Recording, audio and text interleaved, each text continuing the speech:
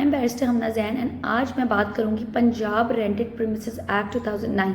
बहुत छोटी C act है, इसके ऊपर एक तफसीली लेक्चर अलहदा होगा जिसमें मैं डिस्कस करूंगी कि इस सेक्शन वाइज एक्ट की डिटेल्स, डेफिनेशंस, उसका पर्पस, ऑब्जेक्टिव। लेकिन फॉर नाउ इस वीडियो में मैं सिर्फ और सिर्फ इस एक्ट के अंदर जो डिफेक्ट्स और फ्लॉज हैं उनके ऊपर मैं डिस्कस करना चाहूँगी।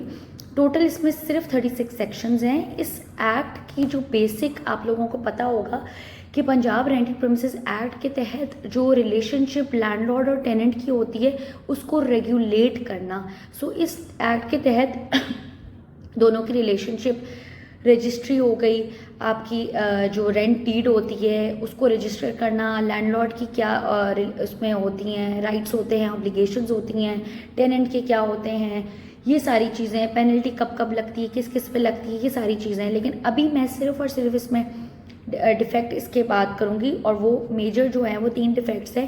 पहले तो इसका जो मेन फंक्शन है वो यही है कि ये टैक्स जो गवर्नमेंट को जाता है ये is to give tax to the government. So जो मैटर्स जो भी related to eviction are entertain here.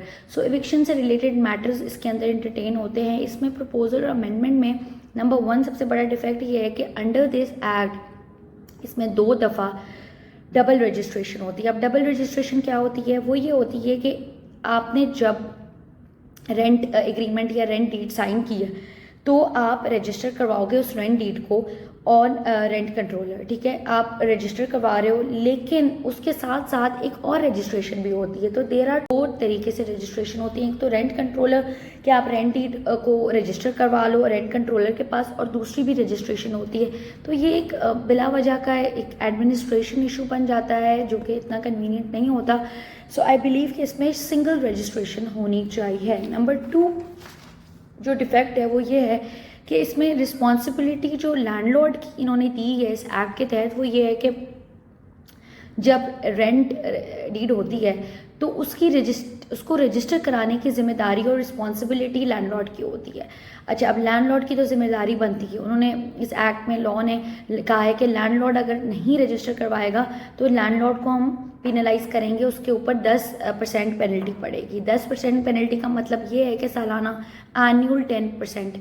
So for example अगर आपका 1 महीने का 1 लाख रेंट है तो साल का आपका 12 लाख बन गया, तो उसका 10% of the 12 lakh will be deducted जो लैंडलॉर्ड के ऊपर बर्डन उसके ऊपर बेसिकली ये पड़ेगा, पेनल्टी पड़ेगी। So landlord will be held accountable और वो डायरेक्शन लैंडलॉर्ड की जेब से जाएगी।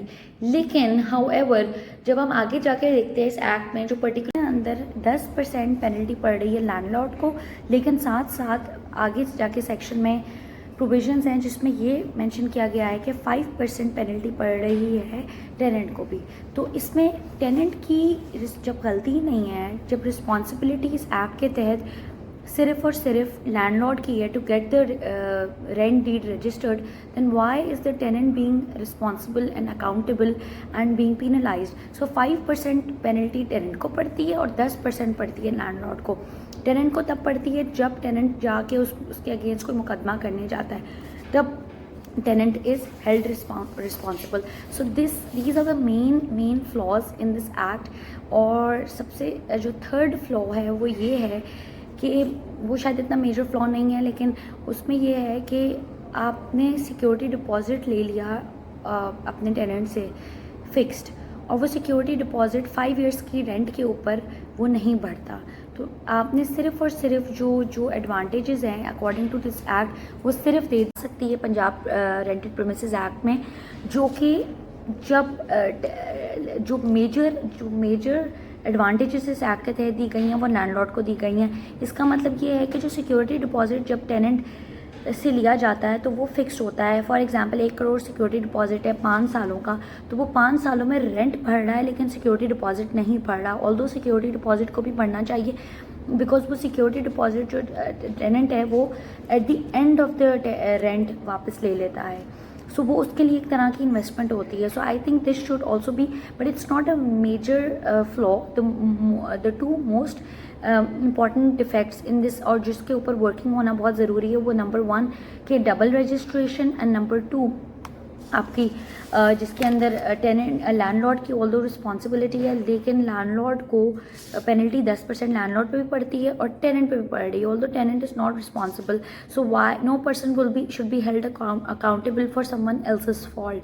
So why is a tenant being responsible, being held responsible for a landlord's default to get the rent registered? So these are the two basic things that needs amendment in this act. And third one is not too major, लेकिन I think इसमें tenant के interest में भी कुछ काम किया जा सकता है other than just the landlord, because overall लग ये रहा है कि ये पूरी एक्ट लैंडलॉर्ड को फेवर करती है.